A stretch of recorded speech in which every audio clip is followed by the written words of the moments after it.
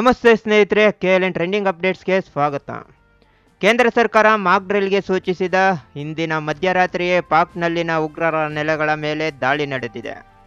Operation Sindoor ಹೆಸರಿನ ದಾಳಿಯಲ್ಲಿ ಪಹಲ್ಗಾಮ್ನಲ್ಲಿನ ಭಾರತೀಯರ ಸಿಂಧೂರ ಅಳಿಸಿದ ಉಗ್ರರಿಗೆ ಭಾರತದ ಶ್ರೀಶಕ್ತಿ ಏನೆಂದು ತೋರಿಸಿದೆ. ಈ ಕುರಿತು ಕಂಪ್ಲೀಟ್ ಮಾಹಿತಿ ನಿಮ್ಮ ಮುಂದೆ ಇಡ್ತೀನಿ. ಅದಕ್ಕೂ ಮುನ್ನ ಇಂತಹ ಮತ್ತಷ್ಟು ವಿಷಯಗಳು ನಿಮ್ಮನ್ನು ತಲುಪೋದಕ್ಕೆ ನಮ್ಮ ಚಾನಲನ್ನು ಇನ್ನೂ ಸಬ್ಸ್ಕ್ರೈಬ್ ಆಗಿಲ್ಲ ಅಂದರೆ ಈಗಲೇ ಸಬ್ಸ್ಕ್ರೈಬ್ ಆಗಿ. ಸ್ನೇಹಿತರೆ, ಪಹಲ್ಗಾಮ್ನಲ್ಲಿ 26 ಮಂದಿ ಅಮಾಯಕ ಭಾರತೀಯರ ಉಸಿರು ನಿಲ್ಲಿಸಿದ ಉಗ್ರರಿಗೆ ಭಾರತ ತಕ್ಕ ಪಾಠ ಕಲಿಸಲು ಮುಂದಾಗಿದೆ. ಪಹಲ್ಗಾಮ್ ದಾಳಿಯಾದಾಗಿನಿಂದ ಉಗ್ರರ ಸಂಹಾರ ಆಗಲೇಬೇಕು ಅಂತ ಮೃತ ಪೋಷಕರ ಹಾಗೂ ಅವರ ಮಡದಿಯರ ಆಶಯ ಆಗಿತ್ತು.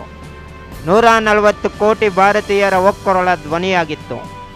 ಅದಕ್ಕೆ ತಕ್ಕಂತೆ ಪ್ರಧಾನಿ ಮೋದಿಯವರು ಪಾಕಿಸ್ತಾನದ ವಿರುದ್ಧ ಯುದ್ಧ ಘೋಷಣೆ ಮಾಡಿದ್ದರು. ಆದರೆ ಯುದ್ಧ ಇನ್ನೂ ಪ್ರಾರಂಭವಾಗಿರಲಿಲ್ಲ. ಸಂಭವನೀಯ ಯುದ್ಧ ಪ್ರದೇಶಗಳಲ್ಲಿನ ಭಾರತೀಯರ ಸ್ವಯಂ ರಕ್ಷಣೆಗಾಗಿ ಮಾಕ್ ಡ್ರಿಲ್ಗೆ ಮೇ 7ರಂದು ಕೇಂದ್ರ ಸರ್ಕಾರ ಸೂಚಿಸಿತ್ತು. ಇದರ ಬೆನ್ನಲ್ಲೇ ಮೇ 6ರ ಮಧ್ಯರಾತ್ರಿ ಸುಮಾರು 1:30ರ ಸಮಯಕ್ಕೆ ಭಾರತ ಸರ್ಜಿಕಲ್ ಸ್ಟ್ರೈಕ್ ಮೂಲಕ ಆಪರೇಷನ್ ಸಿಂಧೂರ ಹೆಸರಿನ ಕಾರ್ಯಾಚರಣೆಯಲ್ಲಿ 9 ಉಗ್ರರ ಅಡಗುತಾಣಗಳನ್ನು ನೆಲಸಮ ಮಾಡಿದೆ. ನೌಕಾಪಡೆ ಮತ್ತು ವಾಯುಪಡೆ ಜಂಟಿ ಕಾರ್ಯಾಚರಣೆಯಲ್ಲಿ ಪಾಕಿಸ್ತಾನ ಮತ್ತು ಪಾಕ್ ಆಕ್ರಮಿತ ಕಾಶ್ಮೀರದಲ್ಲಿನ 9 ಉಗ್ರರ ನೆಲೆಗಳನ್ನು ಕ್ಷಿಪಣಿ ದಾಳಿಯ ಮೂಲಕ ಧ್ವಂಸ ಮಾಡಿದೆ. ಇನ್ನು ಈ ದಾಳಿಯ ಬಗ್ಗೆ ಭಾರತೀಯ ಸೇನೆ ವಿಡಿಯೋ ರಿಲೀಸ್ ಮಾಡಿದ್ದು ಪಾಕಿಸ್ತಾನಕ್ಕೆ ಉಗ್ರರ ಕುರಿತ ಭಾರತದ ನಿಲುವನ್ನು ಮತ್ತೊಮ್ಮೆ ಸಾಬೀತುಪಡಿಸಿದೆ.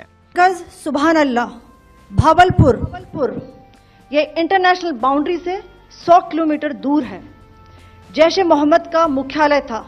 यहाँ पर रिक्रूटमेंट, ट्रेनिंग व इंडॉक्ट्रिनेशन का केंद्र भी था. शीर्ष आतंकी अक्सर यहाँ आते थे.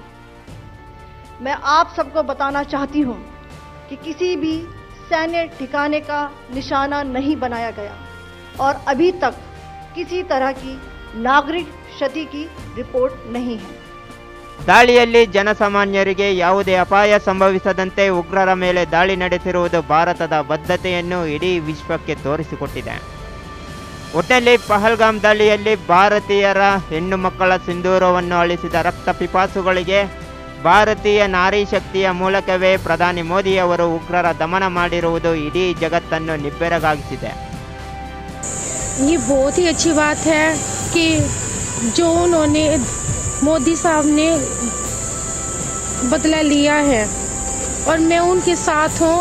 जनता उनके साथ है और हमारा सारा परिवार उनके साथ है. सेना के जवानों को मैसेज देना चाहेंगे आगे भी वो लड़ाई लड़ रहे हैं. मैं वो सेना के जवानों को यही मैसेज देना चाहती हूँ कि आगे बढ़ते रहो और ऐसे ही बदला लेते रहो कि ऐसी कोई घटना दोबारा न घटे. उनको मुंह तोड़ जवाब देना ऐसे ही देना चाहिए. ನೋಡಿದ್ರಲ್ಲ ಸ್ನೇಹಿತರೆ, ಈ ಮಾಹಿತಿ ನಿಮಗೆ ಇಷ್ಟವಾಗಿದೆ ಅಂತ ತಿಳ್ಕೊತೀನಿ. ವಿಡಿಯೋಗೆ ಒಂದು ಲೈಕ್ ಕೊಡಿ, ಕಾಮೆಂಟ್ ಮೂಲಕ ನಿಮ್ಮ ಅನಿಸಿಕೆ ತಿಳಿಸಿ. ಮತ್ತೊಂದು ಇಂಟ್ರೆಸ್ಟಿಂಗ್ ಮಾಹಿತಿಯೊಂದಿಗೆ ನಿಮ್ಮ ಮುಂದೆ ಬರ್ತೀನಿ. ಜೈ ಹಿಂದ್, ಜೈ ಕರ್ನಾಟಕ ಮಾತೆ.